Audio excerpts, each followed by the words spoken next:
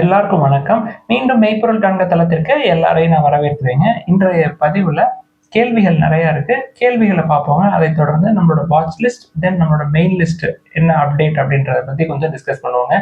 First ஒரு நண்பர் இன்ஃபோசிஸ் பத்தி கேட்டிருக்காரு. அதாவது 1350, 400 வரைக்கும் வந்துச்சுங்க. அதுக்கப்புறம் ஷேர் பைபேக் 1800 அப்படின்னு அனௌன்ஸ் பண்ணதுக்கப்புறம் பயங்கரமா மேல ஏறிடுச்சு. நண்பர் என்ன கேட்கிறாரு, 1600ல கொடுத்துட்டு மறுபடியும் 1300ல என்டர் ஆகலாமா அப்படின்னு சொல்லி கேட்கிறாருங்க. இது இன்வெஸ்ட்மெண்ட்டே கிடையாதுங்க. நீங்க 1600ல கொடுத்துட்டீங்க அப்படின்னா அதுக்கப்புறம் மறுபடியும் ஒரு 200, 300 ரூபாய் ஏறிச்சுன்னா என்ன பண்ணுவீங்க? 2000 ரூபாய்க்கு போச்சுன்னா என்ன பண்ணுவீங்க அப்படின்றதுதான் என்னுடைய கேள்வி. இந்த மாதிரி கொடுத்துட்டு வாங்குனீங்க அப்படின்னா உங்களுக்கு என்ன கிடைக்கும் கிடைக்காது அப்படின்றது எனக்கு தெரியாதுங்க. பட் brokerage கம்பெனிக்கு நிறைய கிடைக்கும். ஸோ சந்தையில நம்ம இன்வெஸ்ட் பண்றது அப்படின்றது நமக்கு ஏதாவது கிடைக்கணும் அப்படின்றதுக்காக தாங்க. brokerage நிறுவனங்களுக்கு நம்ம பணம் சம்பாதிச்சு கொடுக்கறதுக்காக நம்ம இன்வெஸ்ட்மெண்ட் பண்ண வரல. ஈக்விட்டி இன்வெஸ்ட்மெண்ட் அப்படின்றது பீட்டர் லிஞ்ச் அவர்கள் சொல்ற மாதிரி கம்பெனியில் நம்ம ஒரு பார்ட்னர்ஷிப் எடுத்துக்கிறோங்க. ஒரு ஷேரை கன்சிடர் பண்ணோம் அப்படின்னா ஒரு 7 to 10 இயர்ஸ் அந்த ஷேர் உடைய நம்ம டிராவல் ஆகணும். அந்த கம்பெனி க்ரோ ஆகிறப்ப நம்மளும் நம்மளோட அசட்டும் சேர்ந்து க்ரோ ஆகும். அதுதான் இன்வெஸ்ட்மெண்ட்ல நம்மளோட ஸ்ட்ராட்டஜி. அது மட்டும் இல்லைங்க, இப்படி கொடுத்துட்டு வாங்கிட்டு இருந்தீங்கன்னா உங்களுக்கு மன அழுத்தம் அப்படின்றது அதிகமாயிரும். உங்களோட உடம்பும் வீணா போயிடும். அடுத்த ஒரு நண்பர் ஒரு 5 அண்டர் வேல்யூ ஸ்டாக் சொல்லுங்க சார் அப்படின்னு சொல்லி கேட்டிருக்காங்க. ஃபார்மா எடுத்துக்கிட்டோம் அப்படின்னா டாக்டர் ரெட்டி, நாட்கோ ரெண்டுமே அண்டர் வேல்யூடா தான் இருக்கு. ஆட்டோ செக்டர் எடுத்துக்கிட்டோம்னா டாடா மோட்டார்ஸ், பேங்கிங் எடுத்துக்கிட்டோம்னா IndusInd Bank, South Indian Bank, Tamil Nadu Mercantile Bank, then IT வேணும்னா விப்ரோ. இது எல்லாமே நல்ல வேல்யூவேஷன்ல தான் இருக்கு, கன்சிடர் பண்ற ரேஞ்சில் தான் இருக்கு. பட் நீங்க ஒரு 7 to 10 இயர்ஸ் வெயிட் பண்ணுவீங்க அப்படின்னா கன்சிடர் பண்ணலாம். அடுத்த ஒரு நண்பர் ஒரு ஸ்டாக்கோட பிரைஸ் அப்படின்றது 500 ரூபாய்க்கு மேல இல்லாம 500 ரூபாய்க்கு கீழே இருக்கிற மாதிரி ஏதாவது சொல்லுங்க சார்னு சொல்லி கேட்டிருக்கிறாங்க. So Wipro, ITC, Petronet LNG, south Indian bank, Spandana Sphoorty, Tamil Nadu Mercantile bank, கொஞ்சம் அதிகமா 600, 700 ரூபாயில இருக்கிற டாடா மோட்டார்ஸ், இது எல்லாமே நல்ல நிறுவனங்கள். 500க்கு கீழே இருக்கக்கூடிய நிறுவனங்களும் கூட டாடா மோட்டார்ஸை தவிர. அடுத்து ஹைடெக் பைப்ஸ் அப்படின்ற நிறுவனத்தை பத்தி கேட்டிருக்கிறாங்க. நீங்க அதை எப்படி பாக்குறீங்க அப்படின்னு சொல்லிட்டு. நான் அதை கன்சிடர் பண்ண மாட்டேங்க. டெட் டு ஈக்விட்டி 0.4, நம்ம 0.1 தான் த்ரெஷோல்டு. அதுக்கு மேல இருக்கிற நிறுவனங்களை பெரும்பாலும் கன்சிடர் பண்றது இல்லை. அது போக 27 டைம்ஸ் ஏர்னிங்ஸ், 1.63 டைம்ஸ் புக்கு. உங்களுக்கு இந்த மாதிரி ஸ்மால் கேப் நிறுவனங்கள் கண்டிப்பா வேணும் அப்படின்னா 1.5 டைம்ஸோ இல்ல 1 டைம்ஸ் புக் பக்கமா வர்றப்ப கன்சிடர் பண்ணலாம். அடுத்து எஸ்எம்இ ஐபிஓஸ் பத்தி ஒரு நண்பர் கேட்டிருக்கிறாருங்க. எஸ்எம்இ ஐபிஓஸ் பெரும்பாலும் ரிஸ்க் ஜாஸ்தி. நான் அதை பாக்குறதே இல்லை. அந்த கம்பெனியோட அப்டேட்ஸ் தென் வேல்யூவேஷன்ஸ்லாம் கரெக்டா அப்படின்னு சொல்லி செக் பண்றதே அது ஒரு பெரிய டாஸ்கா இருக்குங்க. அதை ஒழுங்கா செக் பண்ணாம நம்ம அப்ளை பண்ணினோம்னா உள்ள மாட்டிக்க வேண்டிய ஒரு ரிஸ்க் இருக்கும். அதனால நான் அதை பாக்குறது இல்லை. நான் அடுத்து பார்த்துட்டு இருக்கிற ஐபிஓ அப்படின்னா டாடா கேபிட்டல், தென் ஹீரோ ஃபின்ட்ராப், இது ரெண்டும் தான். அடுத்து டாடா மோட்டார்ஸ், டாடா பவர், இந்த ரெண்டு நிறுவனமும் கன்சிடர் பண்ற ரேஞ்சில் தான் இருக்கா அப்படின்னு சொல்லி கேட்டிருக்காங்க. ரெண்டுமே நல்ல வேல்யூவேஷன்ல தாங்க இருக்கு. குறிப்பா டாடா மோட்டார்ஸ் ரொம்ப சீப்பா இருக்கு. டாடா பவர் ஆல்மோஸ்ட் த்ரெஷோல்டு கிட்ட இருக்குங்க. 29 or 30 டைம்ஸ் ஏர்னிங்ஸ் இருக்கு. ஸோ கன்சிடர் பண்ற லெவல் தான். கீழே இறங்க கன்சிடர் பண்ணலாம். ஆனா ஸ்டார்ட் பண்ணிடலாம். அடுத்து உங்களோட போர்ட்ஃபோலியோல என்னென்ன ஸ்டாக்ஸ் வச்சிருக்கீங்க அப்படின்ற மாதிரி கேட்டிருக்காங்க. இன்னைக்கு கடைசியில என்னுடைய மெயின் லிஸ்ட், என்னுடைய வாட்ச் லிஸ்ட் ரெண்டையுமே கடைசியா டிஸ்கஸ் பண்ணுவோம். அதுல இருக்கிற எல்லா ஸ்டாக்குமே என்கிட்ட இருக்கும் பெரும்பாலும். அது போக இதுக்கு முன்னாடி முற்காலங்கள்ல வாங்கினது அப்படின்னு எடுத்துக்கிட்டோம்னா காஃபி டே, தென் பயோகான், தென் ட்ரீம் ஃபோக்ஸ், தென் ஜஸ்ட் டயல் போன்ற நிறுவனங்கள் அடிஷ்னலா இருக்கும். மெயின் லிஸ்ட்ல, வாட்ச் லிஸ்ட்ல இல்லாத பங்குகள் அதெல்லாம் இருக்கும்.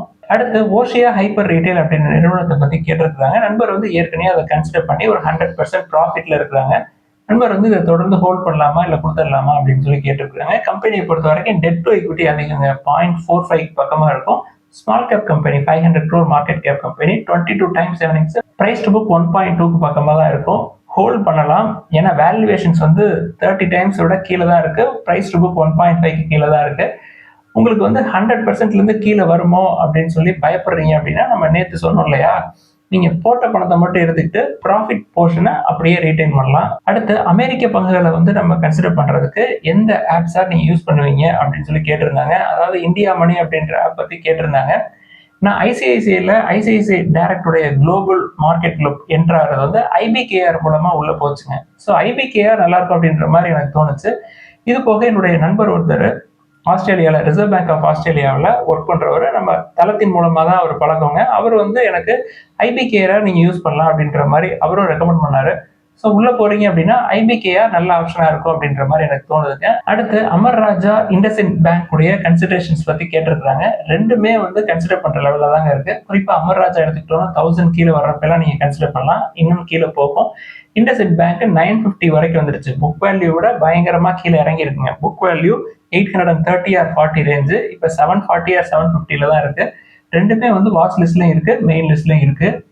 அடுத்து மவானா சுகர்ஸ் அப்படின்ற நிறுவனத்தை பத்தி கேட்டிருக்காங்க. ரொம்ப ரொம்ப ரொம்ப ஜாஸ்திங்க டெட் டு ஈக்விட்டி 0.85. அது எவ்வளவு சூப்பரான வேல்யூவேஷன் இருந்தாலும் சரி 0.85 டெட் டு ஈக்விட்டி அப்படின்றது எனக்கு சரி வராது, அது ரிஸ்க் தான். அடுத்து இபிஎல் லிமிடெட் அப்படின்ற நிறுவனத்தை பத்தி கேட்டிருக்காங்க. Packaging business. நம்ம ஏற்கனவே ஐடிசியே கன்சிடர் பண்ணிட்டு இருக்கோம். அதுலயே papers, boards and packaging section இருக்கு. ஸோ செப்பரேட்டா நம்ம இபிஎல் லிமிடெட்குள்ள போகணுங்கிற தேவையில்லை. அது போக இபிஎல் லிமிடெட் எடுத்துக்கிட்டோம்னா ஒரு 0.34 டைம்ஸ் டெட் டு ஈக்விட்டி இருக்கும். தென் 3.06 டைம்ஸ் வந்து பிரைஸ் டு புக் இருக்கும். தென் 18 டைம்ஸ் ஏர்னிங்ஸ். ஐடிசி எடுத்துக்கிட்டோம்னா கடனே கிடையாது. ஸோ கடன் இல்லாத ஐடிசியை கன்சிடர் பண்றது பெஸ்ட்டுங்க இபிஎல் லிமிடெடை எனக்கு கம்பேர் பண்றப்போ. அடுத்து கேஎன்ஆர் கன்ஸ்ட்ரக்ஷன்ஸ் அப்படின்ற நிறுவனத்தை பத்தி கேட்டிருந்தாங்க. நம்ம ஒரு 6 மாசத்துக்கு முன்னாடி டிஸ்கஸ் பண்ணியிருந்தோங்க. நல்ல வேல்யூவேஷன்ல இருந்தாலும் அந்த சைடு போக வேணாம், உங்களுக்கு வந்து கன்ஸ்ட்ரக்ஷன் வேணும் அப்படின்னா லார்ஜ் கேப் எல்என்டி சைடு போயிருங்க அப்படின்னு சொல்லியிருந்தோம். ஸோ ரிசல்ட்ஸ் வந்து சரியில்லைங்க. ரெவன்யூ ஃபால் இருக்கு, ப்ராஃபிட் ஃபால் இருக்கு குவார்டர் ஆன் குவார்டர் பேசிஸ்ல. பட் இயர் ஆன் இயர் பேசிஸ்ல ஓகே, குட் தான். பிஇன்னு எடுத்துக்கிட்டோம்னா ஒரு 6 டைம்ஸ் ஏர்னிங்ஸ் இருக்குங்க. பிரைஸ் டு புக் 1.21 தான். டெட் டு ஈக்விட்டி வழக்கம் போல கன்ஸ்ட்ரக்ஷன் கம்பெனி பெரும்பாலும் டெட் டு ஈக்விட்டி இருக்கும். இதுக்கும் இருக்கு 0.41. ஸோ இன்னமும் கீழே இறங்குறதுக்கு வாய்ப்புகள் நிறைய இருக்குங்க. கன்ஸ்ட்ரக்ஷன் செக்டரை பொறுத்த வரைக்கும் ஒரு சைக்கிளிக்கா இருக்கும், மேலே கீழே போயிட்டு தான் வந்துட்டு இருக்கும். பெட்டர் கன்ஸ்ட்ரக்ஷன் செக்டரை பொறுத்த வரைக்கும் லார்ஜ் கேப்பா பார்த்து போயிடுறது நல்லதுங்க என்ன கேட்டா. இல்ல எனக்கு ஸ்மால் கேப் தான் வேணும் கன்ஸ்ட்ரக்ஷன்ல அப்படின்னா கடன் இல்லாத நிறுவனங்களா பாருங்க. எடுத்துக்காட்டுக்கு கணேஷ் ஹவுசிங் இருக்கு. அதுலயும் ரிசல்ட் அப்படியே டாப்பா இருக்காதுங்க year on year quarter on quarter பேசிஸ்ல. எப்படி கேஎன்ஆர்ல சைக்கிளிக்கா இருக்கோ அதே மாதிரி அதுலயும் சைக்கிளிக்கா இருக்கிறதுக்கு வாய்ப்புகள் இருக்கு. இப்ப இல்லைனாலும் இனி வரக்கூடிய காலங்கள்ல இருக்கலாம். கன்ஸ்ட்ரக்ஷன் செக்டர்ல அப்படிதான் இருக்கும். கடன் இல்லாம உள்ள போய் நுழைஞ்சிட்டோம் அப்படின்னா நம்ம சேஃபர் சைட்ல இருப்போம், அவ்வளவுதான். அடுத்து முத்தூட் மினி பாண்ட் வந்து டாடா நியோ ஆப்ல கன்சிடர் பண்ணலாமா அப்படின்னு சொல்லி கேட்டிருக்காங்க. டாடா நியோ மூலமா பாண்ட் கன்சிடர் பண்ணலாம் அப்படின்ற விஷயம் நண்பர் சொன்னதுக்கு அப்புறம் தாங்க எனக்கு தெரியும். ஸோ நல்ல ரேட்டிங்ல இருக்கு, உங்களுக்கு எனபிள் ஆகுது பாண்ட் அப்படின்னா ஒரு மினிமம் இன்வெஸ்ட்மெண்ட்டை போட்டு ஸ்டார்ட் பண்ணலாங்க. அதுல எந்த தப்பும் இல்லை. கொஞ்சம் கொஞ்சமா 1000 மைல் கடக்கணும் அப்படின்னாலும் முதல் அடி ஒரு அடி தாங்க எடுத்து வைக்க முடியும். ஸோ கொஞ்சம் கொஞ்சமா ஸ்டார்ட் பண்ணலாம். அடுத்து பஜாஜ் ஃபினான்ஸ் பத்தி ஒரு நண்பர் வந்து எழுதியிருக்கிறாருங்க. 1100 வரைக்கும் வர்றதுக்கு வாய்ப்பு இருக்கு அப்படின்னு சொல்லி கேட்டிருக்காங்க. அது ஏற்கனவே ஓவர் வேல்யூட் சைடுங்க. இன்வெஸ்ட்மெண்ட் பாயிண்ட் ஆஃப் வியூல அதை நம்ம கன்சிடர் பண்ற ரேஞ்சிலே இருக்காது. ட்ரேடிங் பத்தி அப்படின்னா நம்ம ட்ரேடிங் பத்தி இங்க பெரும்பாலும் டிஸ்கஸ் பண்றது இல்லைங்க. நம்மளோட ஸ்ட்ராட்டஜி வந்து அண்டர் வேல்யூட் ஸ்டாக். யாருமே அந்த சைடு போயிருக்க மாட்டாங்க. நல்ல கம்பெனி ரன் ஆகிட்டு இருக்கும், நல்ல வேல்யூவேஷன்ல இருக்கும், நல்ல ப்ரொமோட்டர்ஸா இருப்பாங்க, நல்ல க்ரோத் ப்ராஸ்பெக்ட்ஸும் இருக்கும். ஸோ அதைத்தான் பார்த்து நம்ம பிடிப்போம். அதுக்கு ஒரு காலம் வரும், அது வரைக்கும் நம்ம கொஞ்சம் கொஞ்சமா கன்சிடர் பண்ணிக்கிட்டே இருப்போம். தென் ஸ்டாக் பிரைஸ் மேலே ஏறுறப்ப உட்காந்து வேடிக்கை பார்ப்போம், அவ்வளவுதான். ஓவர் வேல்யூ ஸ்டாக்கா கன்சிடர் பண்ணி அதையும் நிறைய கன்சிடர் பண்ணி இது அவ்வளோ வருமோ, நம்ம வாங்கினதை விட கீழே போயிருமோ அப்படின்னு சொல்லி தினம் பயந்து தூக்கம் இல்லாம இருக்கிறதுக்காக நம்ம இன்வெஸ்ட்மெண்ட் பண்ணலைங்க. மகிழ்ச்சியா இருக்கிறதுக்காக தான் நம்ம இன்வெஸ்ட்மெண்ட் பண்றோம். இந்த வேலை எனக்கு வேணாம், நான் யாருக்கும் அதை ரெக்கமெண்ட் பண்றதும் இல்லை. அடுத்து டாடா குழுமத்துல ஏதோ பிரச்சனை அப்படின்னு சொல்றாங்களே சார், ஏதோ பெரிய இஷ்யூஸ் இருக்கா அப்படின்னு சொல்லி கேட்குறாங்க. பெரும்பாலும் இந்த லீடர்ஷிப்ல டிரான்சிஷன் இருக்கிறப்ப, குறிப்பா ரத்தன் டாடா அவர்கள் மறைவுக்கு பிறகு அதுக்கடுத்து நோயல் டாடா உள்ள வந்தார் இல்லையா, ஸோ லீடர்ஷிப் டிரான்சிஷன் இருக்கிறப்ப உள்ளுக்குள்ள ஒரு சில ஃப்ரிக்ஷன்ஸ் வந்து இருக்கதான் செய்யும். அதை வந்து நான் பெரிய பிரச்சனையா பார்க்கலங்க இப்போதைக்கு. என்ன காரணம் அப்படின்னா இதை விட பெரிய பிரச்சனை எல்லாம் வந்து டாடா குழுமம் சந்திச்சிருக்கு. இப்ப எடுத்துக்காட்டா எனக்கு தெரிஞ்சதை சொல்றேன். 2012 இருந்து 2016 வரைக்கும் ரத்தன் டாடா அவர்களுக்கு பிறகு சைரஸ் மிஸ்ட்ரி அவர்கள் வந்து சேர்மனா இருந்தாரு. இப்ப அவர் வந்து இறந்தார் 2022 கார் ஆக்சிடென்ட்ல. ஸோ அவர் இருந்தப்ப ஒரு சில பிரச்சனைகள் நிறைய வந்ததுனால டாடா சன்ஸோடைய போர்டு வந்து அவரை வெளில அனுப்புனாங்க. அதுக்கப்புறம் சைரஸ் மிஸ்ட்ரி அவர்கள் வழக்கெல்லாம் போட்டாருங்க. நேஷனல் கம்பெனி அப்ளட் ட்ரிபியூனல்ல போயிட்டு என் சந்திரசேகரன் அவர்களா சேர்மனா போட்டது வந்து இல்லீகல் அப்படின்னு சொல்லி என்சிஎல்டிஏவும் அப்ரூவல் கொடுத்தாங்க. அதுக்கப்புறம் டாடா குழுமம் வந்து சுப்ரீம் கோர்ட்டுக்கு போய் அதுக்கு ஸ்டே ஆர்டர் வாங்கினாங்க. அதுக்கப்புறம் அவருடைய நீக்கத்தை உறுதி செஞ்சாங்க சுப்ரீம் கோர்ட். அதுக்கப்புறம் இன்ட்ரீம் சேர்மனா ரத்தன் டாடா அவர்கள் இருந்தாங்க. அதுக்கப்புறம் என் சந்திரசேகரன் அவர்கள் சேர்மன் ஆயிட்டாங்க. ஸோ இந்த விஷயம் எல்லாம் கிட்டத்தட்ட ஒரு 2-3 வருஷம் தொடர்ந்து நடந்திருக்குங்க. ஸோ அந்த மாதிரி பெரிய பெரிய இஷ்யூஸை கம்பேர் பண்றப்ப இப்ப நடக்கிற சிறு சிறு உராய்வுகளை வந்து நான் பெரிய இஷ்யூஸா நான் பார்க்கல. அதனாலதான் அதை பத்தி பெருசா நான் எதுவும் டிஸ்கஸ் பண்ணலங்க. குறிப்பா நம்ம டாடா சன்ஸை பொறுத்த வரைக்கும் நம்ம டிஸ்கஸ் பண்றது எதை பண்ணுவோம், எஸ்பி குரூப்புக்கு எப்படி அவங்க செட்டில்மெண்ட் பண்ண போறாங்க, லிஸ்ட் ஆகுமா ஆகாதா டாடா சன்ஸ், ஆர்பிஐ என்ன மாதிரியான முடிவுகள் எடுத்திருக்காங்க, அதை மட்டும் தான் நம்ம டிஸ்கஸ் பண்ணுவோம். அடுத்து என்னுடைய மெயின் லிஸ்ட் அப்படின்னு எடுத்துக்கிட்டோம்னா டாக்டர் ரெட்டிஸ் லேப் ஃபர்ஸ்ட், இப்பயுமே கன்சிடரபிள் ரேஞ்சில் தான் இருக்கு, dead free pharma company.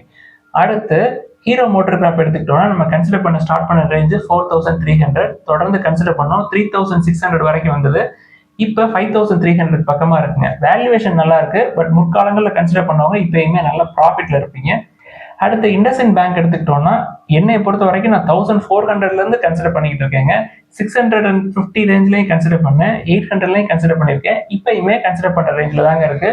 Book value ஒரு 840, இப்போ 750ல தான் இருக்கு.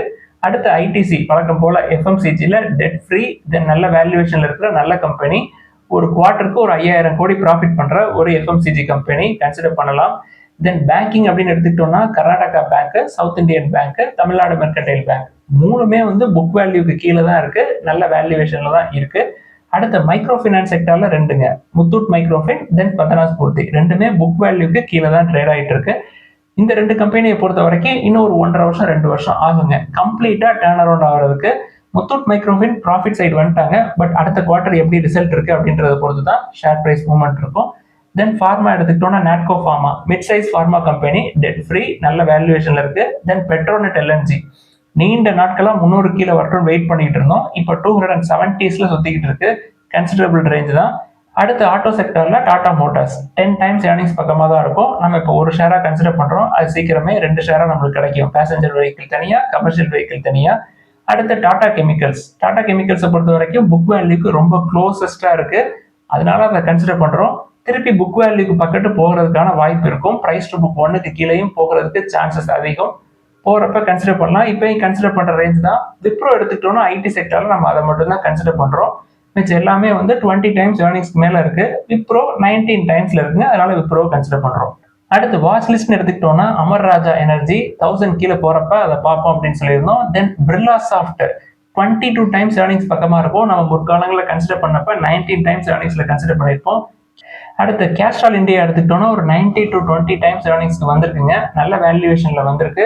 ஸோ விருப்பப்படுறவங்க கன்சிடர் பண்ணலாம். கேஸ்ட்ராலை பொறுத்த வரைக்கும் இவிஸ் பயங்கரமா எமர்ஜ் ஆகி வருதே சார், அதனால கேஸ்ட்ரால்க்கெல்லாம் வேலை இருக்குமா அப்படின்னு சொல்லிலாம் கேட்குறாங்க.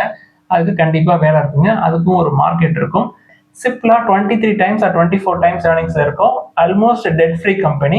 அடுத்து ஃபெடரல் பேங்க் எடுத்துக்கிட்டோம்னா 1.5 டைம்ஸ் புக்கு பக்கமா இருக்கும், கன்சிடரபிள் ரேஞ்ச் தான். பட் மெயின் லிஸ்ட்ல இருக்கிறத கம்பேர் பண்றப்ப இது கொஞ்சம் காஸ்ட்லி.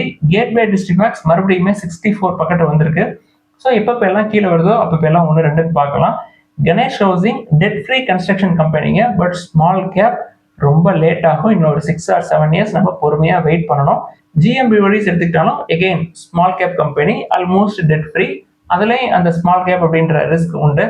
தென் ஹிந்துஜா குளோபல் சொல்யூஷன்ஸ் எடுத்துக்கிட்டோம்னா அதோட புக் வேல்யூ கம்பேர் பண்றப்ப ரொம்ப ரொம்ப கம்மியான பிரைஸ்ல இருக்கு, நல்ல ப்ரமோட்டர், அதனால நம்ம அதை கன்சிடர் பண்ணிட்டு இருக்கோம். அடுத்து இன்ஃபோசிஸ் எடுத்துக்கிட்டோம்னா பைபேக் அனௌன்ஸ் பண்ணதுக்கு அப்புறம் ஏறிடுச்சு, மறுபடியும் 1300க்கு வந்தா நம்ம கன்சிடர் பண்ணலாம். அடுத்து IDFC first bank 1.5 times book போயிடுச்சுங்க, அதனாலதான் மெயின் லிஸ்ட்ல இருந்து வாட்ச் லிஸ்ட் வந்துருச்சு. 70க்கு கீழே போறப்ப கன்சிடர் பண்ணலாம், போகுமான்னு உறுதியா நம்மளால சொல்ல முடியாது. ஐசிஐசிஐ லம்பார்ட் கன்சிடரபிள் ரேஞ்ச் தாங்க, 34 டைம்ஸ் ஏர்னிங்ஸ், இதை விட சீப்பா இன்சூரன்ஸ் கம்பெனி இல்ல, அதனாலதான் இதை கன்சிடர் பண்றோம், எக்ஸப்ட் எல்ஐசி. அடுத்து கன்ஸ்ட்ரக்ஷன்ல லார்ஜ் கேப் எல்என்டி உள்ள போகலாம், 31 டைம்ஸ் ஏர்னிங்ஸ் பக்கமா இருக்கும். சின்ன சின்ன கன்ஸ்ட்ரக்ஷன் கம்பெனிஸ்ல உள்ள போய் பயந்துகிட்டு இருக்கிறதுக்கு எல்என்டியை கன்சிடர் பண்ணலாம். அடுத்து ராம்கோ இண்டஸ்ட்ரீஸ் நம்ம கன்சிடர் பண்ண ரேஞ்சு 220 to 230, இப்போ 350க்கு பக்கமா வந்துருச்சு, ஆனாலும் நல்ல வேல்யூவேஷன்ல தான் இருக்கு. கண்டிப்பா மேல போனா கீழே வந்துட்டு தான் மறுபடியும் மேல போகும், கீழே வர்றப்ப பார்க்கலாம் கொஞ்சம் கொஞ்சமா. தென் டாடா பவருக்கு நீண்ட மாதங்கள் வெயிட் பண்ணோம், இப்போ 29 or 30 டைம்ஸ் ஏர்னிங்ஸ் வந்திருக்கு. ஸோ பவர் செக்டர்ல அதே மாதிரிதான் சின்ன சின்ன பவர் செக்டார் நிறுவனங்களை பார்க்கறதுக்கு லார்ஜ் கேப் டாடா பவர்க்குள்ள போயிடுறது ஒரு சேஃபர் சைடா இருக்கும். ஜைடஸ் லைஃப் சயின்சஸ் இப்பயுமே நல்ல வேல்யூவேஷன்ல தான் இருக்கு, 21 டைம்ஸ் ஏர்னிங்ஸ். நம்ம மெயின் லிஸ்ட்ல இருந்து வாட்ச் லிஸ்ட்க்கு கொண்டு வந்துட்டோம், ஏன்னா மெயின் லிஸ்ட்ல இருக்கிற டாக்டர் ரெட்டி, நாட்கோ அது எல்லாமே வந்து ஒரு 19 டைம்ஸ் ஏர்னிங்ஸ் கீழே இருக்கிறதுனால ஜைடஸ் 21 வந்துட்டதுனால வாட்ச் லிஸ்ட்க்கு கொண்டு வந்துட்டோம். ஸோ என்னோட மெயின் லிஸ்ட்ல ஒரு 14, தென் வாட்ச் லிஸ்ட்ல ஒரு 16 ஸ்டாக்ஸ் இருக்குங்க, இது ரெண்டும் சேர்த்தாலே ஒரு 30 வந்துடும். இது போக ஒரு 100 ஸ்டாக் வந்து தனியா எடுத்து வச்சிருக்கோங்க, அதாவது பிரைஸ் டு ஏர்னிங்ஸ் கொஞ்சம் அதிகமா இருக்கிறது, டெட் டு ஈக்விட்டி இல்லாம இருக்கிறது, தென் நல்ல ப்ரொமோட்டர்ஸா இருந்து கொஞ்சம் ஹையர் வேல்யூவேஷன்ல இருக்கிற மாதிரி ஒரு 100-105 ஸ்டாக் இருக்கு. அது எல்லாத்தையுமே அந்த மெய்ப்பொருள் காண்களுடைய வாட்ஸ்அப் சேனல்ல நான் அப்டேட் பண்ணிடுவேங்க. அதுலேயே நீங்க பாருங்க. இது போக செபி ரெஜிஸ்டர்ட் அட்வைசர்ஸ் இல்ல ரிலேஷன்ஷிப் மேனேஜர்ஸ் உங்களுக்கு இருந்தாங்கன்னா அவங்கள்ட்டையும் டிஸ்கஸ் பண்ணுங்க. அவங்களாக இருந்தாலும் அவங்க சொல்றத அப்படியே நம்ம சரின்னு தலையாட்டிட்டு உள்ள என்டர் ஆயிடக்கூடாதுங்க. At the end of the day நீங்க கொஞ்சம் ரிசர்ச் பண்ணணும். உங்களுக்கு அது சாட்டிஸ்ஃபைடா இருக்கணும் அந்த பிசினஸ் மேல உங்களுக்கு இன்ட்ரெஸ்ட் இருக்கணும். அப்பதான் அந்த ஷேரை நம்ம கன்சிடர் பண்ணுங்க. கன்சிடர் பண்ணோம் அப்படின்னா ஒரு பிசினஸ் சைக்கிளாவது நம்ம அதை ஹோல்ட் பண்ணணும். அப்பதான் நல்ல அப்ரிசியேஷன் கிடைக்கும். சும்மா ஒரு ஸ்டாக் தெரியுது உள்ள போனோம் அப்படின்னா நல்ல ப்ராஃபிட்ல வெளில வரலாம் அப்படின்னு சொல்லி உள்ள போனீங்கன்னா மாட்டிக்குவீங்க. இதெல்லாம் தான் இன்னைக்கு டிஸ்கஸ் பண்ணணும்னு நினைச்சேன். ஏதாவது சந்தேகங்கள் கேள்விகள் இருந்தா எல்லாத்தையும் எழுதுங்க. எல்லாருக்கும் நன்றி.